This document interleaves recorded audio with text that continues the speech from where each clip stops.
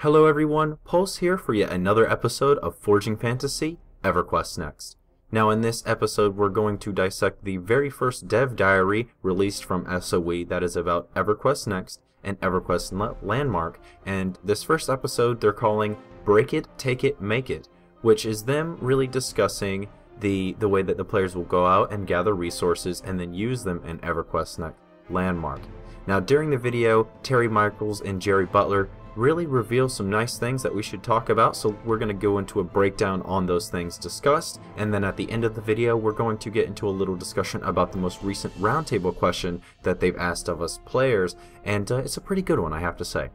Now, the first thing that they mentioned in this dev diary episode is the resource system and the harvesting within Landmark, with Jerry Butler saying that currently in Landmark's implementation there is about 50 resource types with more than 10 metals and 10 different gemstone types, and that with each type of resource there is a correlation to depths within the world. So the way that this is made out to be is depending on the rarity or the tier within the sort of gathering list of items that we have here, they will be harder to get down in the depths of the world. The easiest way to correlate it is you get gravel on the top layer in Minecraft, and then you have to work your way towards diamond down at the lower levels. That's the easiest way to think of it, is you just have to go up this tier list of items, and the further you go down, the higher tier the resources. Now, acquired to these resources, we will also need to build tools from the lower tier resources in order to explore more quickly, more efficiently, and then through progression of these tools and the ones that we are able to acquire by getting more resources as we go down and explore, we'll then be able to get higher and higher tier resources to further our endeavors in Landmark. Again, very Minecraft-esque, if I could talk. You start off with wood, I believe is actually mentioned in this. So you'll get like your wood tools, you'll go and dig through some stuff, and you'll get a new resource like stone or something, and then you'll have stone tools to work with and so on and so forth. Very Minecraft, but I'm not complaining too much about that. Now, after this little talk about the resources, the conversation shifts towards the inventory and storage, which is revealed to have three main types going into Landmark. There's the personal storage type, which is just your backpack or very similar, but very plain inventory type. We have the claim-based inventory space, such as crafted chests and the like, and then finally we have the vault storage, which is similar to the chests, except for the vaults are shared from one vault to another, so that you can essentially share items from one place to another if you have more than one vault. So you'll put items in one vault and you can retrieve them in another vault, and they essentially share the same inventory so that you can use them in multiple locations no matter where you originally gathered the resource.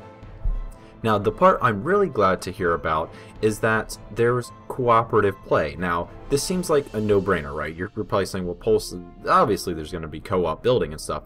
But if you've listened to me ramble in the past, you know that I love the concrete details, and I love it when they come out and just plainly say, this is going to be in the game, because there's been too many times I've been burned by something that seemed like a no-brainer. So when Terry came out and just says, you know what, the cooperative building in Landmark is obviously something that we're going to facilitate through the use of like the vault storage, and how the vault storage is going to be a huge boon and useful tool for such play with multiple players building one thing or one sort of build group. That's nice to hear. I'm glad to hear that. Like I said, it's a no-brainer. You would think it's whatever, we're going to get that, but like I said, I like the concrete details on that. Now finally, they end this Dev Diary pilot episode by saying that resources will be used for more than just the building aspects, and will be used for many other things in EverQuest Next Landmark. Now, there's not much clarification on this, but it's probably safe to assume that they mean crafting with these resources will also do more of the traditional style, where you can craft the armors and the weapons and all of that jazz that's typical MMO crafting.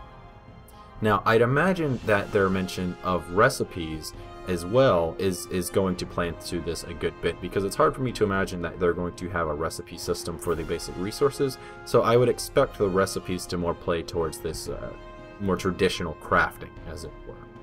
So, all in all, guys, this is what I'm taking from this. As predicted, after their kind of leak or like small little tidbit about combat coming into, and then the full-on reveal about combat, as I predicted, Landmark is really pushing this edge towards being a Minecraft 2.0 or a Minecraft Plus or Super or whatever you want to call it. I mean, we can expect the crafting tools to start off with the wood and other common resources, and then eventually working ourselves towards more complex and tough tools like iron or steel.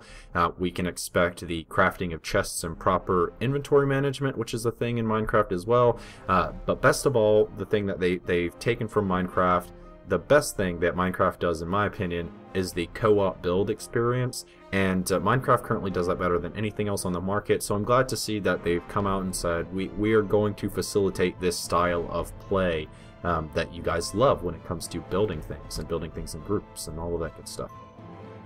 Now, it's honestly what I was predicting, and it's what I wanted to see from Landmark as well. And yet again, SOE gives me the answers I'm wanting. It sounds fantastic overall. My one real question, and I was going to say concern, but it's not really a concern, it's kind of a what-if moment at this point, is how has EverQuest Next changed the crafting system compared to something like Minecraft, where it's mostly you have to tab out to a knowledge base or a wiki to understand or to learn the recipe, because it's all, there's no like recipe system in place. It's just all based on memory, so you go to the knowledge base to get stuff that you've forgotten.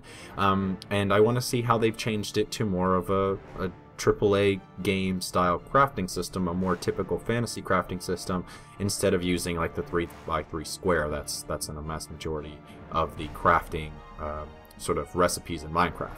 I hope that they've taken it further than that, and I'm pretty sure they have. Honestly, I really don't think that SOE has come out and just copied Minecraft crafting system.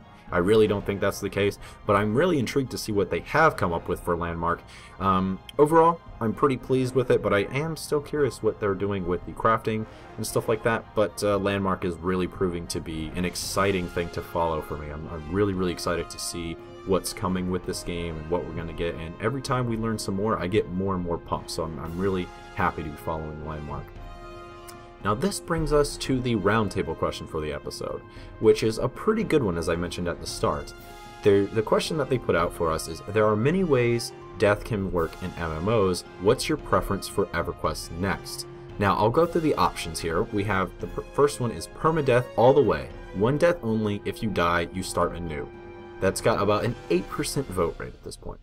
I want a hefty penalty, such as a corpse run that might require an entire group to help. That one's got a nice 22% vote rate. We have, I want a fairly high personal only penalty, such as XP loss, de-leveling, or equipment damage. That one's got the highest at about 32%. They have, I prefer a minor penalty, such as XP, debt, or corpse runs. That is essentially just a loss of time. That one's about 24%. And then finally, there should be no penalty, just as let me revive at a nearby location and go. Now first, I have to say, I'm glad they didn't put no preference. For Christ's sake, that was driving me crazy, because if you have no preference, don't deserve to be answering the question anyway. So I'm glad they left that on. But overall, guys, I have to admit, this is a pretty tough one. Mainly because when I try to think of EverQuest Next and EverQuest Landmark, I can't really picture how death and the death mechanisms should work, because we just don't know how the game is going to play overall and how easily it is going to travel and all of these different things that come with being an MMO. We just don't know how they're going to work. So obviously, I think with this, they're wanting us to go into it with our prior MMO experience and maybe what our preferences are from like those prior experiences and so on and so forth.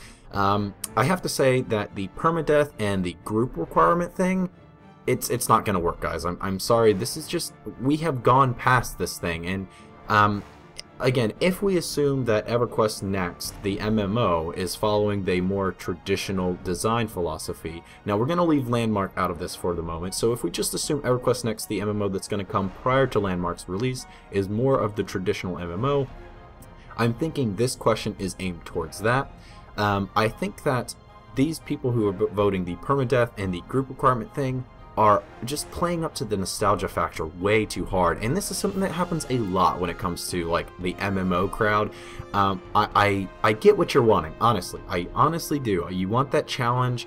MMOs have really gone to this point where casual is something that is easily catered to. I mean, I get the argument, MMOs aren't hard anymore, stop catering to the casuals, troll face, whatever, rage all over the place. And like I said, I agree, MMOs have definitely come to be more of a casual-friendly gameplay, more friendly game style. Overall, the community has been a lot more casual, but you gotta stop being so blindly goddamn stubborn about these design choices going into MMOs and games in general. This is something that is with games, period. There's always that group of vocal people that are like, I want permadeath and I want to be really tough. And I have to say, guys, I get what you're wanting. I honestly do. You want that challenge, which has been missing from a lot of games. If you play hardcore MMOs, it's definitely been gone for wrong. No one's going to argue with that. Argue with it about that. The thing is, a game can be challenging without just being so blatantly broken or time wasting, like permadeath, or having like a group requirement every time you die. That's absolutely just broken logic. I mean, it's pretty ridiculous if you think about it. It's just wasting time is not hard. It's just annoying. There is a difference, and I want people to realize that. Now, I have to say, I give props to Sony for pointing out how trivial ghost runs are as well. They made sure to say that it's just a loss of time, and as I was saying, loss of time is not challenging either. It's not, and I'm honestly surprised that they didn't say something witty about the equipment damage thing as well, because this is an MMO sort of implementation that's been in there forever, where essentially equipment damage is just a mere money sink. There's no reason there for it at all, because if they did repairs through crafting, it would make more sense, or anything. But it's usually just you pay some money, you repair your stuff, you go about your day, and it's only there to keep the money flow in check. That's the only reason it's there. But I suppose in the end, right, when I think about it, as I said, just EverQuest Next, the MMO, which seems to be going more towards the traditional game, right? If you want to think about it that way, I would have to put my vote towards, I want a fairly high personal only penalty, such as maybe lost XP, de-leveling, or equipment damage. I don't want to see de-leveling. I think I like the hardcore aspect of it, and potentially it's there to make it so that the feeling of dying is just really hard on you, but I don't think it needs to be that hard. Like I said, it's definitely gone towards more of a casual route with MMOs, and you can't discredit the fact that they are playing a game. Just because they don't play it as hard as you doesn't mean that they should be punished, right? Now, that said, there is one thing I want to see. I would like to see, instead of just one of these, and they've kind of done well with the other roundtable questions of like mixing and matching the preferences here, I would like to see more of a combination of the instant revive, actually, down at the bottom, but allow there to be a minor XP loss, or maybe even a moderate XP loss, depending. Have that equipment damage, and until we know how they're going to deal with equipment damage, I'm just going to assume they're going to do something wacky with that as well. And even if they don't, I would still want that there. And then have the small gold payment that you are required upon your revival, assuming that you can get revived by other players. So this is just my idea, that you could go in and you could have the instant revive, but you would still be penalized enough that death isn't so menial and so pointless. There's no reason to have it there. So I do hope that they make this in the middle. I do understand the need for this hardcore experience, but you got to remember that the death mechanic isn't there to provide that. The actual content itself is there to provide the challenge. The death is just that thing that happens in between when you're doing the hardcore content. You always got to remember that. Now, here is the one real question that comes to mind when I think about this, though. And that's, how will this work in Landmark, right? I assume this question is aimed directly at the post-Landmark MMO that's going to come out, right? I absolutely think that's what they're going for here. But if we think about Landmark and assume that maybe this is going to work towards Landmark as well, they're going to take this information and use it to develop Landmark 2. I would hope that they decide to go more of the flexible route, where Landmark's penalties are pretty low and maybe even adjustable depending on maybe the server or the continent you're at. For example, what I was thinking is that you have the crafting islands, or whatever the hell they're going to call them, or the servers, where it's instant revive, no loss. If you're in an area that has no monsters, which they've said they're going to do, have it so revival is not an issue. I mean, the only way you could die, I'm thinking, in these kinds of zones is if you fall to your death or something like that. That's really the only thing I could think where dying would even be an issue, right? There's zero potential in these zones, so make dying not a problem anyway. Make the zones that have like survival aspects with the monsters, so it's about building with the monsters and resource gathering. Make it so that there's more of that moderate penalty I was talking about, where it still feels like it hurts you a little bit, so you do have to be careful with the monsters about and stuff, but it's not going to be so harsh that it stifles your ability to actually create and build. So I would think a middle ground there. And then if you think about the PvP areas, which they mentioned prior, are actually something they're working on in Landmark, which got me super excited, but I won't go there. I'm thinking that perhaps they go towards that more hefty penalty, such as the corpse run that requires an entire group to maybe get your gear back or something like that. I'm thinking that would work pretty well in a PvP area because it helps promote the teamwork aspects of PvP, and it also weakens the idea for like careless zerging of sorts. Obviously, you're going to get the people that want to zerg like hell and they don't give a damn, but this would help promote the teamwork aspects really well. So I would be okay if they put a more hefty penalty on the PvP stuff. I mean, the people who are going to play PvP anyway are usually in it for that challenge and that adrenaline rush. So dying is already a big deal to them. It's not the same as PvE, where dying is that time waster. In PvP, it's essential not to die because that lowers your battle presence and numerous other things. So I think in PvP, having that higher penalty would actually work pretty well as a way to offset the problems that come with team-based stuff. When you have like random groups of people coming together, you want to be able to promote teamwork, so I think that would work. Now, honestly, guys, there's a lot to think about with this question, and as I said, it's a pretty tough one overall, depending on where you think they're taking this information and where they're applying it. So let me know what you guys think of this most recent roundtable question, and perhaps more importantly, what do you guys think of the Landmark, and what are you taking from all this juicy info that's coming out right now? They've really been letting us have it, pretty much, hammering us with really cool stuff lately, and I'm glad to see that. But I suppose on that note, guys, I should say goodbye for this episode of Forging Fantasy EverQuest Next. Thanks so much for watching, guys. Again, if you let me know what you guys think of all this stuff going on in the comments below, and what you guys think of EverQuest Next, MMOs in general, or gaming in general as well. If you enjoyed this video and would like to help the channel grow, please hit that thumbs up and that subscribe button over there if you haven't already. Thanks again for watching, and I will see you on the next one, guys.